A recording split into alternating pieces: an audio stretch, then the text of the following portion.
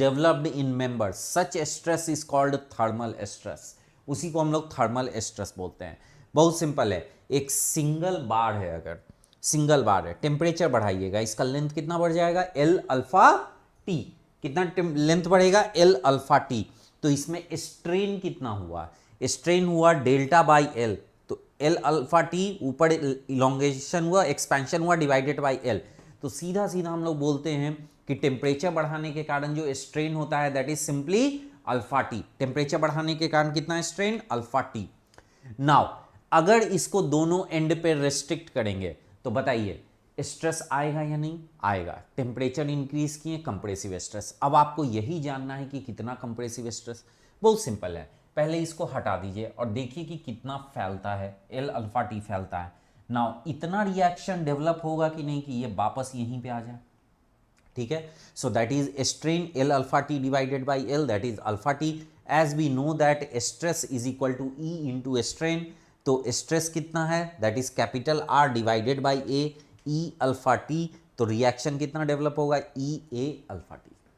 Simple, clear, एकदम basic से ये सब सोच के बनाना है, कभी भी इन सब चीज़ों का फॉर्मूला नहीं याद रखना है, हमेशा इन सबको बेसिक से बनाना है। बेसिक से बनाइएगा तो कभी कंफ्यूजन नहीं होगा। ये सब फॉर्मूला याद रखने की जरूरत नहीं है कि रिएक्शन इतना डेवलप होता है, हमेशा सिंपल है, फैलना चाहता है उतना वापस ले आएंगे तो कितना फोर्स चाहिए, सिंपल, ठीक है। नाउ कंपोजिट बार। सो कंपोजिट बार में क्या आपको सीखना है, तो देखिए कंपोजिट बार ये किस टाइप का है, इधर सपोर्ट फिक्स्ड है, इधर सपोर्ट फिक्स्ड है, और ये फिक्स सपोर्ट नहीं है, रिजिड प्लेट है। रिजिड प्लेट इन दोनों से कनेक्टेड है, रिजिड प्लेट इन दोनों से कनेक्टेड है। जब ये फैलना चाहेगा तो ये दोनों साथ में जाएगा, ठीक है, एक आगे एक पीछे नहीं हो सकता क्योंकि ये रिजिड प्लेट है, ठीक है। नाउ टेम्परेचर बढ़ाएंगे, अल्फा 1 ज्यादा है अल्फा 2 से, तो फर्स्ट मेंबर ज्यादा ही एक्सपैंड होगा, सेकंड मेंबर कम एक्सपैंड होगा। तो एक मेंबर ज्यादा दूर तक चला गया, दूसरा मेंबर कम दूर तक चला गया, बट एक्चुअल में दोनों को रहना कहां है, सेम प्लेस पे। तो ये रेड लाइन क्या रिप्रेजेंट कर रहा है, सेम प्लेस। तो अब देखिए ये जो नीचे वाला है वो यहां से यहां तक खिंचाएगा, और जो आगे चला गया ऊपर वाला वो इतना पीछे आएगा। तो ऊपर वाले बार में कंप्रेशन होगा, नीचे वाले बार में टेंशन होगा। तो इसी को हम लिखें कंप्रेशन इन 1 और इलोंगेशन इन 2, क्लियर। तो टेम्परेचर इंक्रीज हुआ तो फर्स्ट में कंप्रेशन आएगा और सेकंड में टेंशन आएगा, इजंट इट। ऑलवेज याद रखिए जिसका हायर कोफिशिएंट, ये थर्मल कोफिशिएंट जिसका हायर होगा उसमें कंप्रेशन आता है, जिसका लोअर होगा उसमें टेंशन आता है। Is it clear. नाउ उसमें और इसमें अंतर है, ठीक है, उसमें और इसमें अंतर है। इसमें दोनों एंड ऑलरेडी फिक्स्ड है, दोनों एंड ऑलरेडी फिक्स्ड है, क्लियर। अल्फा 1 ज्यादा है अल्फा 2 से, ठीक है। नाउ अब टेम्परेचर कम किए हैं, इसमें टेम्परेचर बढ़ाए नहीं है, टेम्परेचर कम किए हैं। तो जब टेम्परेचर आप कम कीजिएगा, जब टेम्परेचर कम कीजिएगा, अगर इससे हम इसको डिस्कनेक्ट कर दे तो ऊपर वाला ज़्यादा छोटा होगा, नीचे वाला कम छोटा होगा। लेकिन ये फिक्स सपोर्ट कहीं भी हिल सकता है क्या, कहीं नहीं हिल सकता है, कहीं नहीं हिल सकता है। तो इफेक्टिवली दोनों में टेंशन ही आएगा या नहीं, विजुलाइज कीजिए। पिछले वाले से इसको कोरिलेट कीजिएगा, फंस जाइएगा। पिछले वाले से इसको कोरिलेट नहीं करना है। यहाँ पे दोनों सपोर्ट फिक्स्ड है, यहाँ पे ये सपोर्ट नहीं था, रिजिड प्लेट था। ये आगे पीछे हो सकता था लेकिन दोनों को साथ लेके आगे पीछे होता था। और यहाँ पे ये क्या है, this is fix support, this is the difference. तो ये क्या है, फिक्स सपोर्ट है। तो ये अंदर चला गया और ये भी अंदर आ गया, इजंट इट। तो दोनों को खींच के यहां तक लाइएगा तो दोनों में टेंशन ही होगा। चलिए अब एक ये टाइप का केस आता है, ये दोनों ग्लूड है, यानी कि दोनों के बीच में ग्लू लगाया हुआ है, ग्लू लगा के चिपका दिया गया है।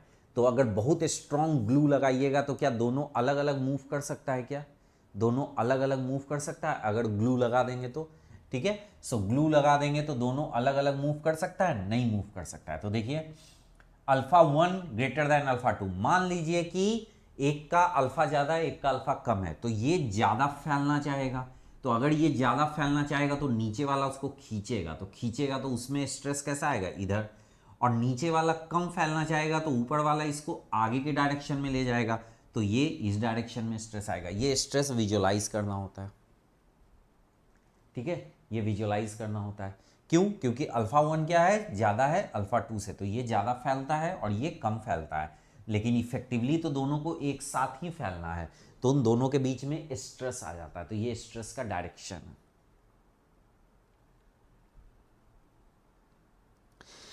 टेम्परेचर इंक्रीज करते तो बेंड हो जाता, हाँ बेंड हो जाता है, ये बात आपकी सही है कि वो कर्व शेप ले लेगा, लेकिन हम लोग यहाँ पे एक्सियली लोडेड मेंबर पढ़ रहे हैं ना, तो हम लोग ये मान रहे हैं कि वो गाइडेड है कि केवल हॉरिजॉन्टल डायरेक्शन में ही जाएगा। अब समझ में आ गया कुणाल? अब समझ में आ गया कि वो हॉरिजॉन्टल डायरेक्शन में ही जाएगा, एक्चुअल में वो कर्व हो जाएगा। अगर आप उसको फ्री छोड़ दीजिएगा बेंड होने के लिए भी, तो वो बेंड हो जाएगा।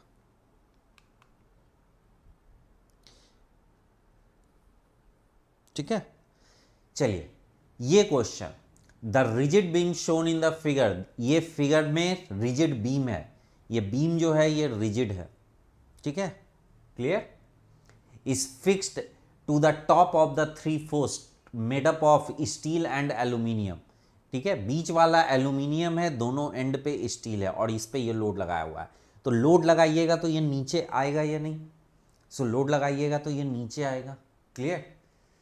The post each have a length of 250 mm when no load is applied, जब लोड नहीं है तब उसका हाइट 250 mm है, clear, and the temperature is T1 equal to 20 degree Celsius, और कितना टेम्परेचर पे है, 20 डिग्री सेल्सियस पे, समझ में आया, क्लियर। देखिए एक आपको डिफरेंस बताते हैं, इंडियन ऑथर का जितना भी बुक पढ़िएगा ना, इंडिया के जितने भी ऑथर का बुक पढ़िएगा, ठीक है, उसमें जो नॉर्मल टेम्परेचर रहेगा ना वो 25 डिग्री रहेगा या 30 डिग्री रहता है, ठीक है। हम लोगों का जितना भी बुक लिखा हुआ रहता है ना उसमें नॉर्मल डिग्री 25 या 30 डिग्री रहता है, ठीक है। अब बाहर इंग्लैंड और अमेरिका का जितना भी बुक पढ़िएगा ना तो उसमें नॉर्मल टेम्परेचर जो है ना 20 डिग्री रहता है, क्योंकि उधर का एवरेज टेम्परेचर कम है ना, हम लोगों का एवरेज टेम्परेचर ज़्यादा है, तो बुक्स में देखिएगा ये डिफरेंस आपको दिखेगा, कभी पढ़िएगा ना तो देखिए वो लोग जब भी एवरेज टेम्परेचर लिखते हैं ना तो 20 डिग्री डालते हैं, हम लोग एवरेज टेम्परेचर जब भी डालते हैं ना तो 25 या 30 डिग्री डालते हैं, ठीक है। सो जो लोग जहाँ के होते हैं ना वहाँ का रिफ्लेक्शन आता है बुक्स वगैरह में, ठीक है। क्या आवाज नहीं आ रहा है क्या?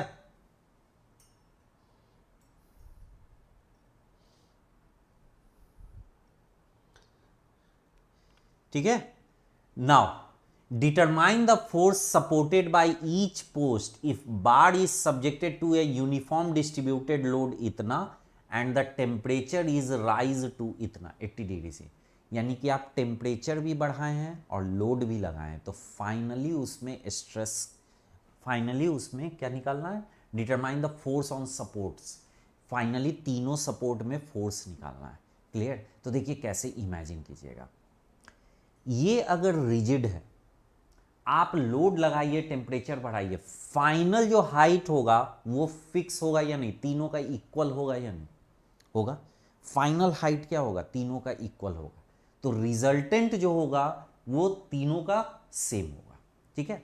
अब मान लीजिए कि हम लोग टेम्परेचर बढ़ाते हैं, ठीक है, दिस इज फाइनल पोजीशन, ये रेड वाला फाइनल पोजीशन है और ये ओरिजिनल पोजीशन है। अगर हम टेम्परेचर बढ़ाते हैं तो ये इतना गया, ये इतना गया और ये इतना गया, और लोड लगाते हैं तो अब लोड लगाएंगे तो ये कहां से कहां कंप्रेस होगा, यहां से लेके यहां तक कंप्रेस होगा, और ये यहां से लेके यहां तक कंप्रेस होगा, ये यहां से यहां तक कंप्रेस होगा, तो इसमें और इसमें फोर्स इक्वल रहेगा या नहीं रहेगा, बीच वाले में अलग फोर्स रहेगा क्योंकि बीच में एल्यूमिनियम है, दोनों साइड स्टील है, क्लियर। तो देखिए sigma F Y equal to 0 पहले हम लोग कर दिए, sigma F Y equal to 0 इसका एक कर दिए हैं, क्या हो जाएगा 2 into force in steel plus force in aluminium minus WL is equal to 0, इतना तो हम लोगों को पता चल गया। अब फोर्स इन स्टील, स्टील में फोर्स होगा कितना, तो बहुत सिंपल है, ये जो एक्सपेंशन हुआ और प्लस जो नीचे डेल्टा आया तो ये टोटल इतना कंप्रेस होगा, तब तो ये फाइनली स्टील यहां पे आएगा, ठीक है। तो टेम्परेचर बढ़ाए थे तो ये ऊपर गया था और ये फाइनली नीचे आया, तो टोटल इतना कंप्रेशन होगा, तो इसलिए पॉजिटिव प्लस लिखे है, सो AS ES upon L, L alpha ST plus delta, यही आपको समझना होता है। अगर कोई कॉम्पैटिबिलिटी लिखना सीख गया तो फिर कहीं कोई दिक्कत नहीं होती है। कॉम्पैटिबिलिटी लिखने में ही सारा दिमाग खराब होता है। ये सोचने का तरीका डेवलप करना पड़ता है, ठीक है। तो ये सेकंड इक्वेशन, ये थर्ड इक्वेशन, तीन इक्वेशन, तीन अननोन आपका निकल जाएगा, ठीक है। फ्रॉम इक्वेशन 1, 2 एंड 3 आपका फाइनली डेल्टा आ गया। Negative value of delta represents final position of beam above then original position. हम लोग डेल्टा माने हैं कि यहां से नीचे है, जबकि डेल्टा नेगेटिव आ गया, इट मीन्स कि ये इसके ऊपर ही है, तो ओरिजिनल पोजीशन है। क्योंकि टेम्परेचर भी बढ़ा रहे हैं ना, तो लोड के कारण दब रहा है और टेम्परेचर के कारण ऊपर जा रहा है। फाइनली ये ऊपर ही गया है, नीचे नहीं आया। डेल्टा का वैल्यू नेगेटिव का ये मतलब है। So delta negative. अब डेल्टा नेगेटिव पता चल गया हम लोगों को, तो पीएस पता चल गया और पी एल्यूमिनियम पता चल गया। आया समझ में? Is it clear? So PS and P aluminium. Now bolts and turn buckle. Bolts और टर्न बकल का भी क्वेश्चंस आता है, बहुत फ्रीक्वेंटली नहीं आता है लेकिन आता है, सारे बुक्स वगैरह में दिया हुआ है। तो बोल्ट्स और टर्न बकल का भी क्वेश्चन आता है। तो ये बोल्ट है। देखिए बोल्ट में बहुत सिंपल है, बोल्ट का कॉन्सेप्ट सीखना पड़ेगा। जब आप नट को ऐसे घुमाते हैं, ठीक है, नट को घुमाते हैं, तो ये जो आउटर साइड का स्लीव होता है वो कंप्रेस होता है और बोल्ट जो है वो बाहर की तरफ खिंचाता है। तो बोल्ट में टेंशन आता है और स्लीव में कंप्रेशन आता है, ठीक है। कोई नट बोल्ट है और वो किसी स्लीव से ऐसे कनेक्टेड, आप इधर से नट जब घुमाइएगा तो आउटर साइड का स्लीव कंप्रेस होगा और बोल्ट खिंचाएगा। Is it clear? ठीक है। Now this is the question. Question explain करें?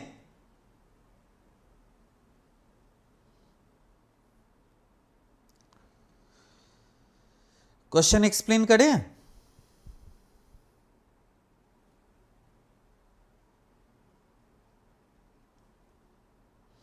चलिए, ठीक है। ये एक स्लीव है, सर्कुलर स्लीव है, ठीक है, फिटेड बिटवीन वॉशर, दोनों एंड पे वॉशर है। The nut is then turned until it is just snug. Snug का क्या मतलब होता है कि कोई फोर्स नहीं है, जस्ट आप इतना नट बोल्ट को टाइट किए हैं, बोल्ट को जस्ट इतना घुमाए हैं, बोल्ट को जस्ट इतना घुमाए हैं कि जस्ट वो फिट हुआ है, बोल्ट को इतना घुमाए हैं कि जस्ट वो फिट हुआ है। Isn't it? ठीक है। The sleeve and bolts are made up of different material and have different cross section area. ठीक है। If the temperature of the entire assembly is raised by an amount delta T, what stress sigma S and sigma B are developed in the sleeve and bolt? ठीक है। तो सबसे पहले हम लोग temperature बढ़ा रहे हैं और देख रहे हैं कि दोनों में से कितना स्ट्रेस डेवलप होगा। तो ये कुछ वो ऐसा ही नहीं हो गया कंपोजिट बार के तरह कि नट बोल्ट आप लगाए हुए हैं तो फैलेगा तो दोनों एक साथ फैलेगा, ठीक है, कॉन्ट्रैक्ट होगा तो दोनों एक साथ कॉन्ट्रैक्ट होगा। तो ये बेसिकली उसी टाइप का क्वेश्चन हो गया। तो देखिए ये स्लीव है और ये नट बोल्ट है, ये आपका ओरिजिनल पोजीशन था। आप टेम्परेचर बढ़ाएं तो दोनों इंक्रीज होगा, दोनों का लेंथ अलग अलग इंक्रीज होगा, ठीक है। जिसका हायर थर्मल एक्सपेंशन वो ज़्यादा, जिसका कम थर्मल एक्सपेंशन वो कम, लेकिन फाइनल पोजीशन इतना ही रहेगा। तो एक में कंप्रेशन होगा और एक में टेंशन होगा, होगा ना, एक में कंप्रेशन होगा और एक में टेंशन होगा। Is it clear? नाउ तो दोनों इक्वल होना चाहिए या नहीं? तो दोनों इक्वल होना चाहिए। तो P S minus P B equal to 0, तो दोनों इक्वल हो जाएगा। Isn't it? अब देखिए ये L alpha S into T, sleeve इतना आगे गया, ठीक है, और ये इतना आगे गया, ठीक है, डेल्टा 2 और डेल्टा 1 कितना है, L alpha S into T, और ये हो गया L alpha bolt into T. तो दोनों अलग अलग अमाउंट में आगे गया। फाइनली ये डेल्टा है, तो एक में टेंशन होगा एक में कंप्रेशन होगा। Final position is same for sleeve and bolt. Final position क्या हो जाएगा? स्लीव और बोल्ट का सेम हो जाएगा, ठीक है। तो L alpha sleeve into T minus उसमें जो फोर्स होगा वो उसको कम करेगा, और बोल्ट में जितना एक्सपेंशन हुआ उसमें जो फोर्स होगा उसको आगे करेगा। तो ये दोनों डिस्टेंस बराबर हो जाएगा या नहीं? This is the concept, simple, ठीक है। देखिए ये आगे गया, उसमें जितना कंप्रेसिव फोर्स होगा वो उसको इतना कम करेगा, और ये जितना आगे जा चुका है उसके बाद जितना टेंसाइल फोर्स होगा वो उसको आगे खींच के ले जाएगा, इजंट इट? ठीक है, सो ये फ्रॉम इक्वेशन 1 एंड 2 पीएस और पीबी दोनों हम लोगों का निकल गया, दोनों में स्ट्रेस निकालना है, दोनों में स्ट्रेस निकल गया, दोनों में डेल्टा निकालना है, फाइनल डेल्टा मिल गया। Clear? So this is the concept of bolts.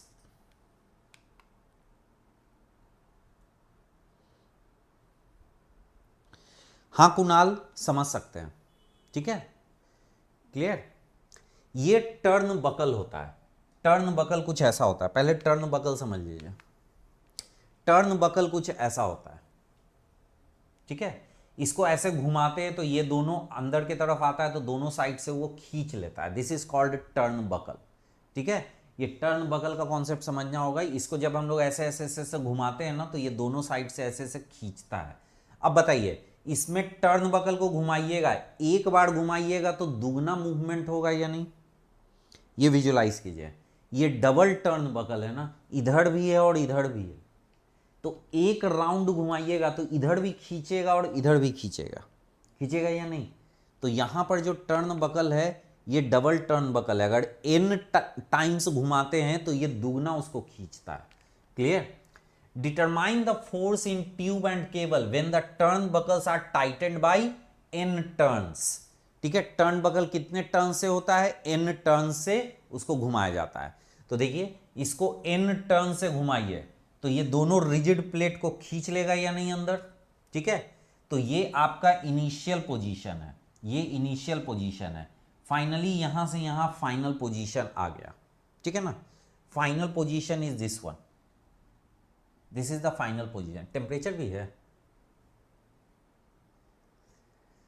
The slack is removed from the cables by rotating the turn cowl and no initial stress.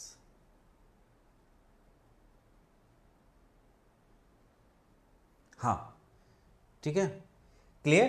तो ये इनिशियल पोजीशन है, ये इनिशियल पोजीशन है, और फाइनल पोजीशन आपका ये होगा। तो देखिए, टर्न बकल को हम लोग घुमा दिए, तो टर्न बकल को घुमा दिए तो टर्न बकल यहां से यहां तक आ गया, छोटा हो गया टर्न बकल, ठीक है, और इसका ओरिजिनल लेंथ इतना ही था। तो टर्न बकल अगर छोटा हो गया और ये इतना है तो फाइनली दोनों मिला के एक फाइनल लोकेशन पे रहेगा या नहीं? ठीक है, तो इसका मतलब है टर्न बकल के कारण जो वायर इतना छोटा हो गया वो खिंचाएगा, और ये जो बीच का ट्यूब है वो कंप्रेस होगा।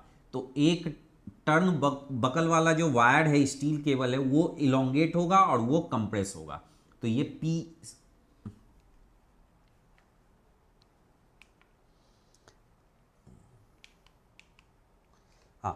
ये जो है PS होगा टर्न बकल के स्टील वायर में, इसमें फोर्स आएगा, और ये PC होगा। क्लियर? फाइनली हम लोग इक्विलिब्रियम इक्वेशन लिख देंगे।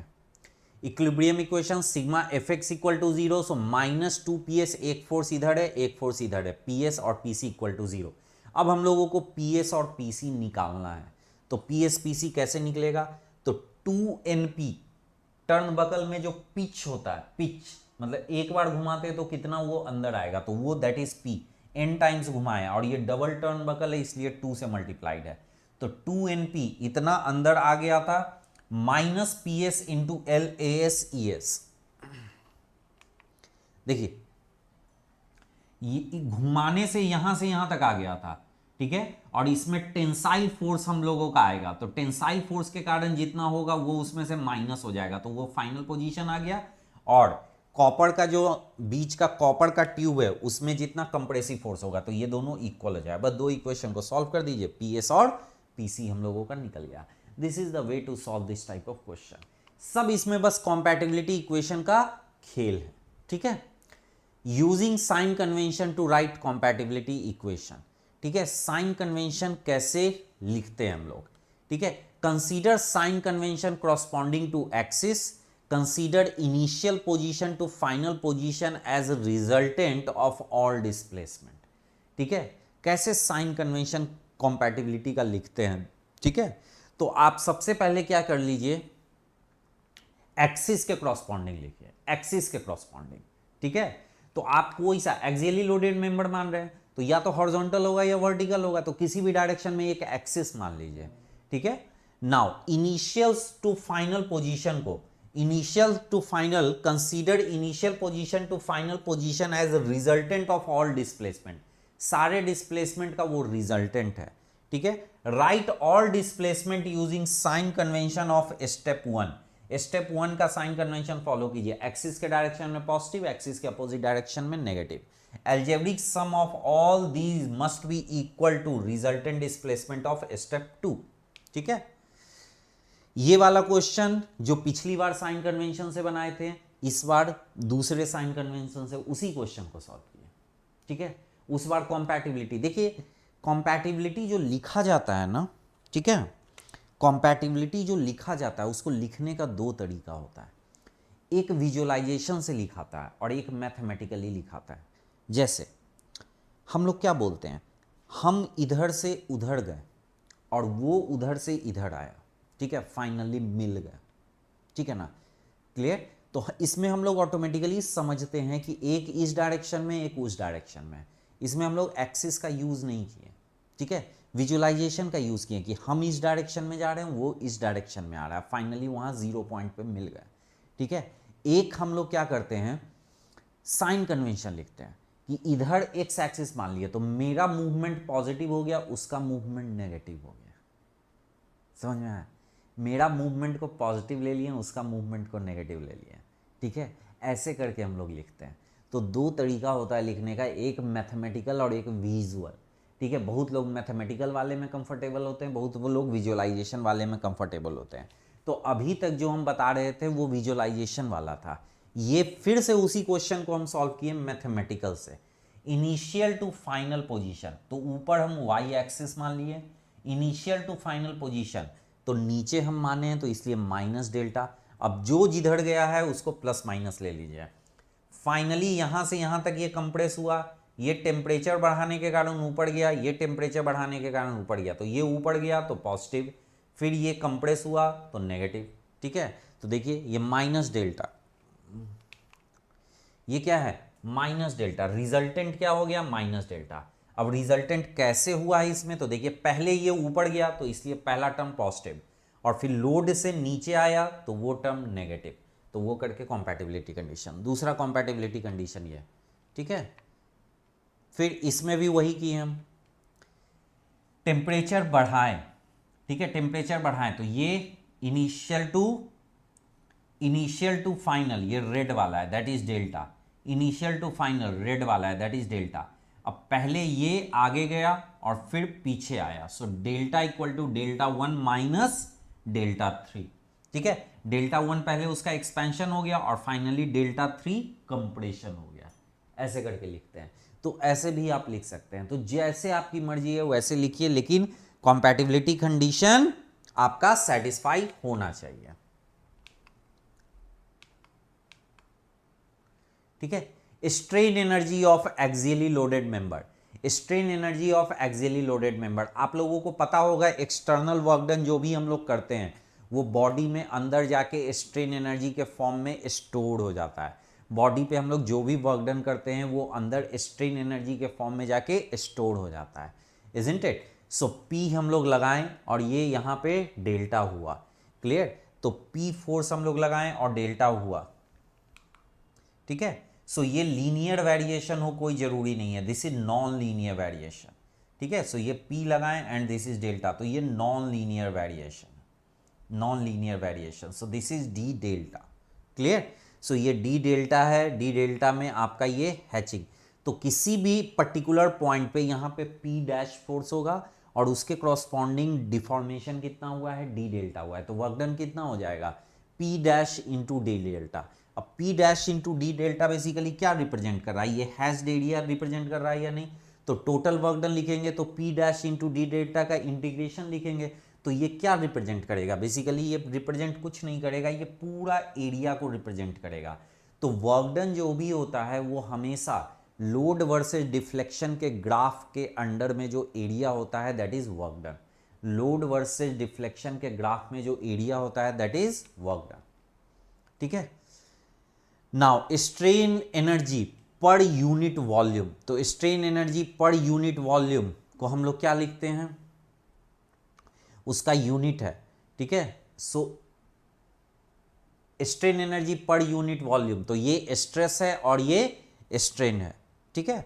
सो इसको हम लोग किस फॉर्म में रिप्रेजेंट करते हैं, न्यूटन पर मीटर स्क्वायर, ठीक है, न्यूटन पर मीटर स्क्वायर में ये आ गया हम लोगों का, ठीक है। स्ट्रेस इंटू स्ट्रेन करके ये एरिया निकलता है, तो स्ट्रेस और स्ट्रेन, तो स्ट्रेस का एरिया ये हो गया, स्ट्रेन यूनिटलेस है तो नीचे एम क्यू कर दिए, ये एम हो गया। तो न्यूटन मीटर की को हम लोग क्या रिप्रेजेंट करते हैं, जूल, तो joule divided by metre cube, तो एनर्जी पर यूनिट वॉल्यूम हो गया या नहीं, ठीक है, एनर्जी पर यूनिट वॉल्यूम। तो स्ट्रेस स्ट्रेन डायग्राम से जब हम लोग एरिया निकालते हैं तो वो energy per unit volume represent करता है, ठीक है, ये इससे पता चलता है। अगर P और डेल्टा से हम निकालेंगे तो वो स्ट्रेन एनर्जी पूरे बॉडी का देगा, और अगर हम लोग स्ट्रेस और स्ट्रेन कर्व से निकालेंगे तो वो एनर्जी पर यूनिट वॉल्यूम देता है। Area under stress strain curve is energy per unit volume, area under force displacement curve is energy of complete body, ठीक है। नाउ सो लोड और डिस्प्लेसमेंट का अगर लीनियर होगा तो वर्क डन कितना हो जाएगा, स्ट्रेन एनर्जी कितना होगा, इसका एरिया दैट इज हाफ, तो इसको ऐसे करके निकालते हैं, half into P into delta, delta का वैल्यू कितना होता है, तो इसको इस फॉर्म में भी लोग याद रखते हैं। इसी को स्ट्रेस स्ट्रेन के फॉर्म में निकालिएगा पर यूनिट वॉल्यूम, तो उसको याद रखिएगा ये वैल्यू, ठीक है, ये वैल्यू याद रखिएगा।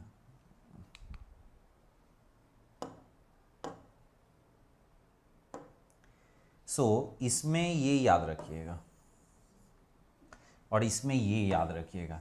अगर एग्जाम में ऑब्जेक्टिव में किसी दूसरे फॉर्म में दिया हुआ है तो उसको कन्वर्ट कर दीजिए दूसरे फॉर्म में, मल्टीपल फॉर्मूला याद रखने का जरूरत नहीं है।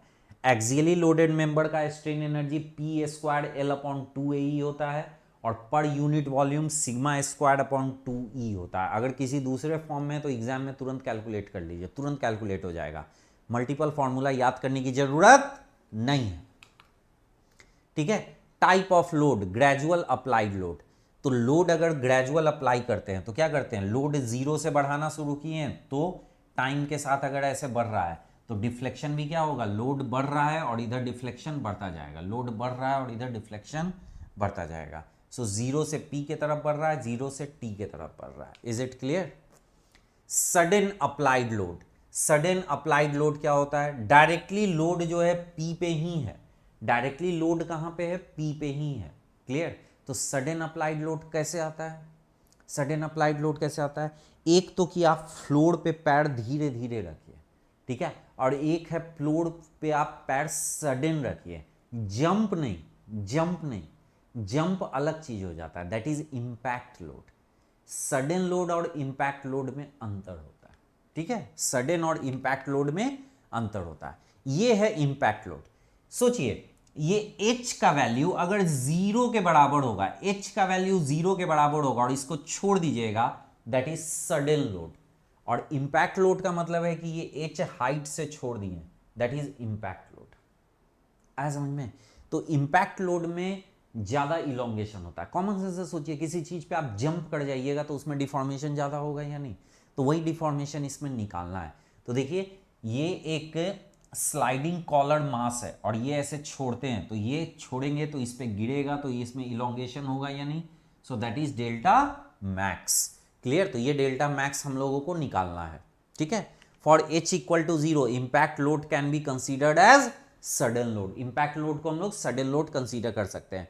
यही हम लोगों को डेल्टा मैक्स निकालना है। कैसे निकलेगा, बहुत सिंपल है, deflection of axially loaded bar, gradual load में सीधा सीधा ये होता है PL अपॉन ए, सडन लोड में 2PL अपॉन ए हो जाता है, ठीक है। इंपैक्ट लोड में हम लोगों को निकालना है, कैसे निकलेगा, तो देखिए W यहां से गिरना शुरू हुआ और यहां से गिरना शुरू हुआ, तो टोटल एनर्जी लॉस कितना हुआ, W into H plus delta max, ठीक है। और उसमें स्ट्रेन एनर्जी कितना होगा, EA delta max square upon 2L।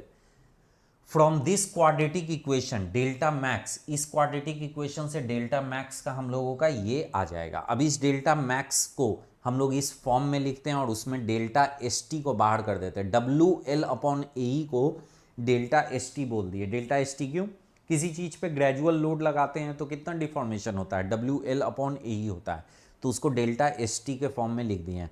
तो डेल्टा मैक्स जो होगा वो डेल्टा एस टी इंटू ये फॉर्मूला याद रखिएगा, नहीं तो एग्जाम में डिराइव नहीं कर पाइएगा। ये याद रखना पड़ता है, और इस पे ऑब्जेक्टिव क्वेश्चंस भी आते हैं। आई बात समझ में? ठीक है, ऑब्जेक्टिव क्वेश्चंस भी आते हैं। देखिए कुणाल, प्रूफ रेजिलियंस जो है ना, प्रूफ रेजिलियंस, ये वर्ड जो है ना अच्छे ऑथर के बुक सब में नहीं अवेलेबल है। ठीक है ना, प्रूफ रेजिलियंस वर्ड। ठीक है, बहुत सारे अच्छे अच्छे ऑथर का बुक जब सोम का पढ़िएगा तो उन सब में आपको नहीं मिलेगा। ठीक है, क्लियर। एकाध किसी किसी बुक में ये वर्ड लिख दिया है। ठीक है, एकाध किसी किसी बुक में ये वर्ड लिख दिया है। ठीक है, जैसे शायद खुरमी के बुक में लिखा हुआ है प्रूफ रेजिलियंस। ठीक है, अदरवाइज गेड़े का बुक, हिबलर का बुक, पोपोव का बुक, इन सब बुक में ऐसा कोई टर्म ही नहीं है। क्लियर, समझ में आई बात? ठीक है, कॉमन सेंस से भी सोचिए आप। ठीक है, कॉमन सेंस से भी सोचिए कि कॉमन सेंस से भी सोचिए कि कोई भी टर्म जो डेवलप होता है ना, कोई भी टर्म डेवलप होता है, जब तक उसका कोई रिक्वायरमेंट नहीं होता है ना, तब तक वो डेवलप ही नहीं होता है। ठीक है ना, जब तक कोई रिक्वायरमेंट नहीं होता है तब तक उसका डेवलपमेंट ही नहीं होता है। क्लियर। सो ये प्रूफ रेजिलियंस ये ज़बरदस्ती का को किसी ने क्रिएट कर दिया है। ठीक है, अदरवाइज ये अच्छी अच्छी बुक्स में ये टर्म मिलता ही नहीं है कि प्रूफ रेजिलियंस जैसा कोई। ठीक है, और होता क्या है कि एसएससी जेई वगैरह के एग्जाम में क्या करता है, कहीं भी बुक में कोई टर्म मिला उठा के पूछ देता है। वो लोग सोचता ही नहीं है कि ये चीज़ एग्जिस्ट करता है नहीं करता है, क्या मीनिंग है। उन लोगों को तो बस इससे मतलब होता है कि किसी बुक में लिखा हुआ, हाँ बुक में लिखा हुआ है तो सही ही होगा। ऐसे नहीं होता है ना। ठीक है, सो इस बात को समझिए, प्रूफ रेजिलियंस जैसा कोई टर्म ऑथेंटिक बुक में नहीं लिखा हुआ। अगर किसी बहुत अच्छे बुक में लिखा हुआ है तो हमको फोटो खींच के भेजिए, व्हाट्सएप पे मेरा नंबर है। ठीक है, व्हाट्सएप पे हमको लिख के भेजिए कि देखिए सर इसमें लिखा हुआ है, ये बहुत अच्छी बुक है। क्योंकि देखिए पूरे वर्ल्ड में सबसे ऑथेंटिक कोई बुक है ना स्ट्रेंथ ऑफ मटेरियल की, तो वो टीमोसेंको की बुक है। वही टीमोसेंको की बुक आज के डेट में गेड़े गुडनो के बुक के नाम से जानी जाती है। Timoshenko is the father of strength of material. ठीक है, father of strength of material. Clear. और उन लोगों के बुक में ऐसा कोई टर्म ही नहीं है, समझ में आया? पूरे बुक में नहीं है ऐसा। तो इस बात को समझिए, समझ में आया? ठीक है, एसएससी जेई वगैरह का क्वेश्चन जो है ना, स्टेट लेवल के कोई कोई प्रोफेसर वगैरह सेट करते हैं। स्टेट लेवल के, वो सब कोई आईआईटी वगैरह के प्रोफेसर सेट नहीं करते। ठीक है, स्टेट लेवल के किसी भी प्रोफेसर से सेट करा लेता है वो लोग। ठीक है, कॉलेज वॉलेज में जो रहते हैं ना उन लोगों से सेट करा लेता है। ठीक है, और बहुत तो ऐसा भी होता है कि प्रोफेसर से भी नहीं सेट कराता है, किसी से भी सेट करा लेता है, जिसको भी लगता है उन लोगों को कि इनको नॉलेज है, उनको दे दिया कि क्वेश्चन एक पेपर तैयार कर दीजिए। ठीक है, ऐसा होता है। क्लियर। अगर h का वैल्यू डेल्टा एस टी से बहुत ज़्यादा है, अगर h का वैल्यू डेल्टा एस टी से ज़्यादा है तो सीधा सीधा वो टर्म को सिंप्लीफाई भी कर दिया जाता है। ये delta max is equal to √2h delta S T. ठीक है, इम्पैक्ट फैक्टर एक टर्म होता है, impact factor delta max divided by delta S T. इसका क्या मीनिंग है? इम्पैक्ट फैक्टर का क्या मीनिंग है कि इम्पैक्ट से हम लोड अप्लाई किए हैं और ग्रेजुअल इंक्रीजिंग लोड अप्लाई किए हैं, तो दोनों में जो डिफॉर्मेशन का जो रेशियो होगा that is called impact factor. उसको हम लोग इम्पैक्ट फैक्टर बोलेंगे। ठीक है, strain energy and load are not linearly related, so principle of superposition is not valid for strain energy. देखिए P1 plus P2 load apply कीजिएगा और P1 अलग अप्लाई कीजिए, P2 अलग अप्लाई कीजिए, तो दोनों का एनर्जी जोड़ के ये एनर्जी नहीं होता है। क्यों नहीं होता है? इसमें P1 प्लस P2 का स्क्वायर हो जाएगा, इसमें P1 स्क्वायर होगा और P2 स्क्वायर होगा, तो इन दोनों को ऐड कीजिएगा तो ये नहीं होता है। ये याद रखना है, दोनों लीनियरली रिलेटेड नहीं। ठीक है, generalized expression of strain energy, again strain energy का जनरलाइज्ड एक्सप्रेशन, तो P स्क्वायर L/2AE होता है, तो P भी वैरी कर सकता है, A भी वैरी कर सकता है, E भी वैरी कर सकता है, तो सब कुछ वैरी कर सकता है। तो strain energy of axially loaded member due to self weight, तो सेल्फ वेट के कारण स्ट्रेन एनर्जी कितना होता है, तो ये डिराइव किया हुआ है, ये फॉर्मूला याद रखिएगा, कभी कभी एग्जाम में पूछ देता है, gamma square A L cube upon 6E, ठीक है ना। ये स्ट्रेन एनर्जी के कारण, सेल्फ वेट के कारण स्ट्रेन एनर्जी है, इसको याद रखिएगा, ठीक है। चलिए आज यहीं तक कंप्लीट करते हैं, ठीक है, कल इसके आगे करेंगे। कल हो भी सकता है कि कल का क्लास हम 7 बजे से ना लें, थोड़ा आगे पीछे लें, ठीक है। तो जैसे ही क्लास का टाइमिंग हम अगर आगे पीछे इंक्रीज़ किए ना, ठीक है, तो हम आपको कम्युनिकेट कर देंगे, मतलब उसी के करस्पॉन्डिंग हम क्लास का लिंक ग्रुप में डालेंगे, ठीक है ना, समझ में आ गया। तो हो सकता है 7 के जगह 7:30 कर दें या 8 बजे से कल क्लास लेंगे, लेकिन थोड़ा आगे पीछे हम कर सकते हैं, ठीक है। तो उसी के करस्पॉन्डिंग क्लास डालेंगे। कल हमको थोड़ा आगरा जाना है, तो आगरा से रिटर्न होते होते हो सकता है थोड़ा लेट हो जाए, हो सकता है टाइमली भी आ जाए, मे बी, ठीक है। चलिए।